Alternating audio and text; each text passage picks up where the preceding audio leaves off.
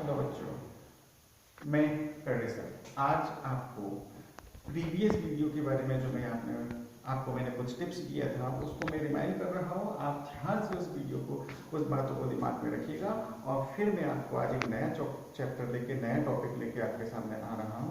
आप ध्यान से उसको सुनिएगा और यदि आप अपनी इंग्लिश को इम्प्रूव करना चाहते हैं अच्छे से और अपनी लैंग्वेज को डेवलप करना चाहते हैं तो उन 5 जो टिप्स मैंने आपको दिया था, जैसे कि प्रोनाउंसिएशन, आपका knowledge bar and passion, speaking ability, immersive interactions power etcetera etcetera, इन 5 बातें जो थी आपको, जो मैंने कल बताया था, उसको ध्यान से सुनिए, ध्यान से समझिए और उसको अपनी मेमोरी में इम्प्रिंट कर दीजिए। चलिए, आज आपके लिए मैं एक नया टॉपिक लेके आ रहा हूँ, सेंटेंस। तो बच्चों, जब हम ये जो हम आज आपको बताने जा रहे हैं, ये क्लास 3rd से लेके 10 तक के बच्चों को अच्छे से रिमाइंड होना चाहिए, अच्छे से दिमाग में होना चाहिए कि सेंटेंस क्या होता है एक्चुअली।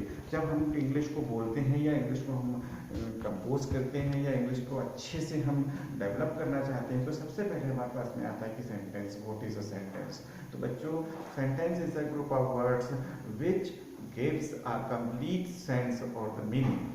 हम सेंटेंस को ग्रुप ऑफ वर्ड्स बोलते हैं और उसमें वो जो कंप्लीट मीनिंग देता है हमको, वो एक सेंटेंस कहलाता। तो हम सेंटेंस को बनाने के लिए हमें क्या चीज़ों की आवश्यकता होती है, तो उसको हम पार्ट्स ऑफ सेंटेंस बोलते हैं। एक सेंटेंस को बनाने के लिए कितनी चीज़ों की आवश्यकता होती है, कौन कौन से ग्रामेटिकल पोर्शन है जो हमको एक सेंटेंस को कंपोज करते हैं। तो फर्स्ट ऑफ ऑल इसमें होता है noun and pronoun. Noun and pronoun, उसके बाद में आता है वर्ब, एडवर्ब, एडजेक्टिव, फिर आता है प्रीपोजिशन, कंजंक्शन एंड लास्ट में आता है इंटरजेक्शन।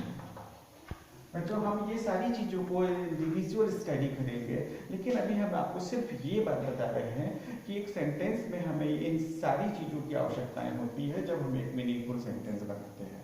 तो सबसे पहले सेंटेंस के ये 8 जो टाइप्स हैं, 8 जो पार्ट हैं, इनके बारे में हम स्टडी करेंगे अभी इंडिविजुअल।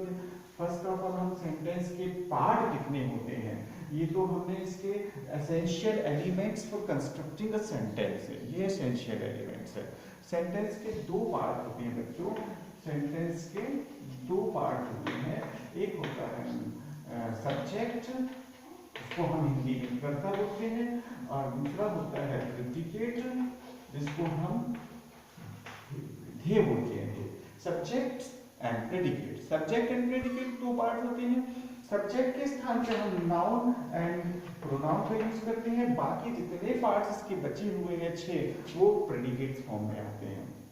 तब हमको एक कंप्लीट सेंटेंस का फॉर्मेशन होता है। जब हम सेंटेंस को स्टार्ट करते लिखते समय तो सबसे पहले हमारे पास में सब्जेक्ट आता है, Riya is an intelligent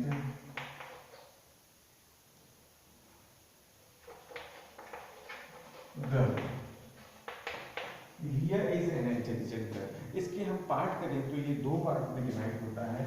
verb के बाद वाला जो पार्ट होता है वो प्रेडिकेट कहलाता है और सब्जेक्ट में नाउन या प्रोनाउन आता है। तो आज हमने विशेष रूप से 2 बातों को पढ़ा।